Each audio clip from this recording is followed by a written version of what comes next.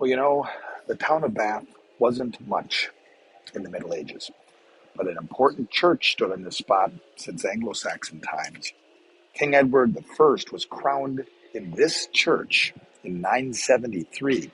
At the time, the church was much, much bigger. Remember, the bishop packed everything up from here and moved it over to Wells, where we'll be actually tomorrow. Dominating the town center today, this abbey, the last great church built in medieval England, is 500 years old, and a fine example of the late perpendicular Gothic style, with its breezy fan vaulting and enough stained glass to earn it the nickname, the Lantern of the West.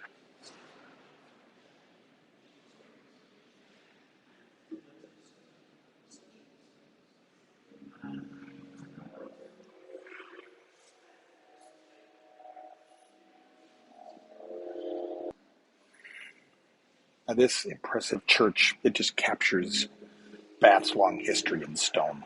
It stands near where the mineral springs were, even in pagan times, where people came to worship.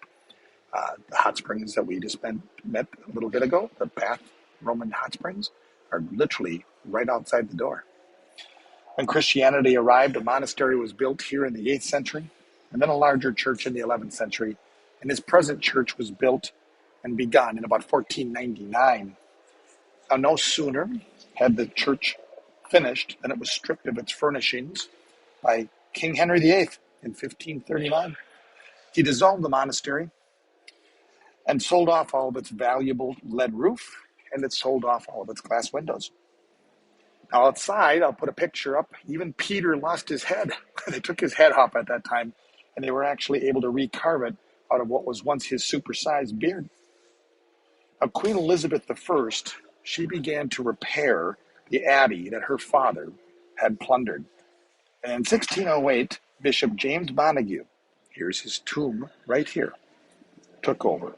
And on one rainy day, he saw water dripping down the inside of the church and vowed to finish the ceiling. Thanks to Montague, we have one of the Abbey's most splendid features, the fan vaulted ceilings.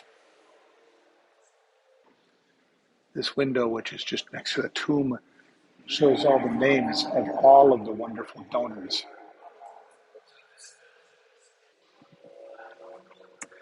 Within the church here, we have this American flag standing by itself.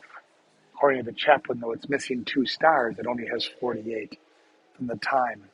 And here in the corner, with all these gravestones, we have this gravestone of the Honorable William Bingham, who is from Pennsylvania and actually became Senator of the United States for Pennsylvania.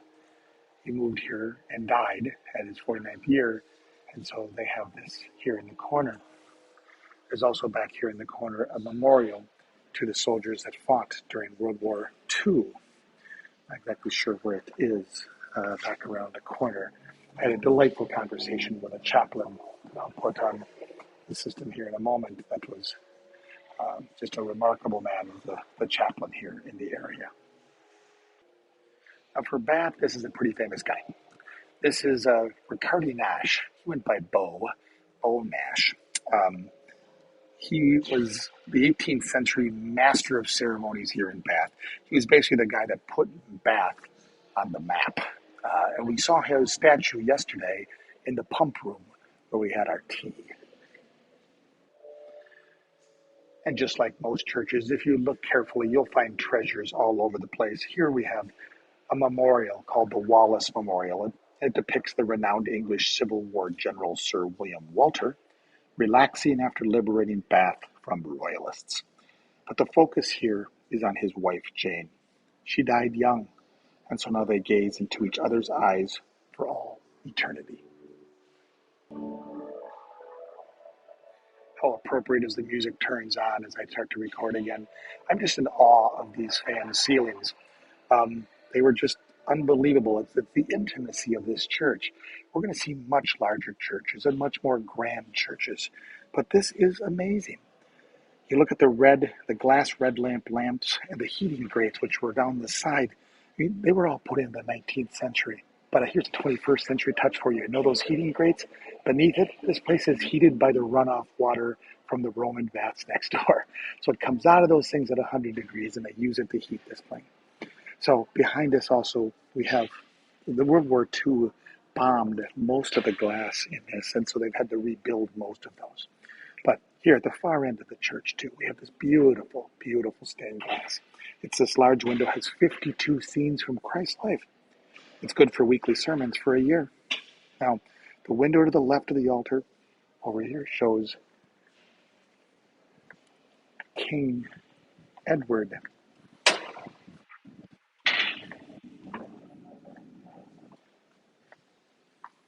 Here he is. So there's Edward back there. He sits in the red. He sits on his throne. He's clutching an orb and a scepter, while the Archbishop of Canterbury in purple places the crown upon his head. Edgar was one of the first monarchs of what we now call England.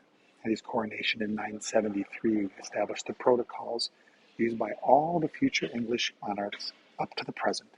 Yep, it all started right here in Bath.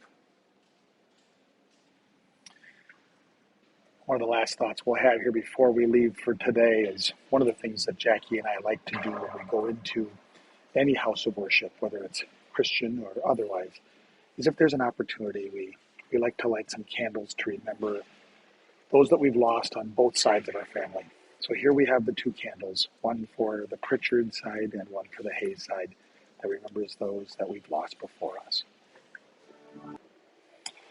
Well, one of the things you can't miss when you come to England or actually Europe or anything like that is you're going to go to a lot of churches, a lot of cathedrals, a lot of minsters, a lot of different things of different faiths.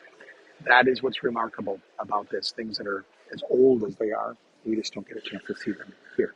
Now, this here in Abbey is remarkable, but it's not remarkable. We're going to see much larger ministers and churches, and arguably more important ones. We'll be going to Wells tomorrow. That's the Archbishop. That's the big one in this area. And certainly when we go to Westminster and those later in London, those are huge too. But these are special. And if we get lucky here, we might actually hear a concert. We might close with a concert here. The choir's coming in and warm up. And that could be pretty special. But this is a very special place. It's the centerpiece of this city. So Jackie, as we kind of wrap up Bath, would you come back? Oh, yes. Would you live here? No. Okay, so now to live here, why not? Too many tourists? Yeah. There's a lot of tourists here. But and it was more now than it was in August, but certainly not overwhelming. We haven't seen buses and buses and buses like other places have. So, but it's a beautiful old city. Well worth your time to come here. And St. Rick was right. This is where you start. So after 12 hours of sleep, Jackie, can you say officially that your jet lag is over? Pretty much. Pretty much. And aren't you glad that you did it sleeping in Bath versus missing something in London? Yep. Okay. All right. Maybe we're going to see if the choir is going to go off here, and we might close with a fantastic little choir. Let's see if we can go.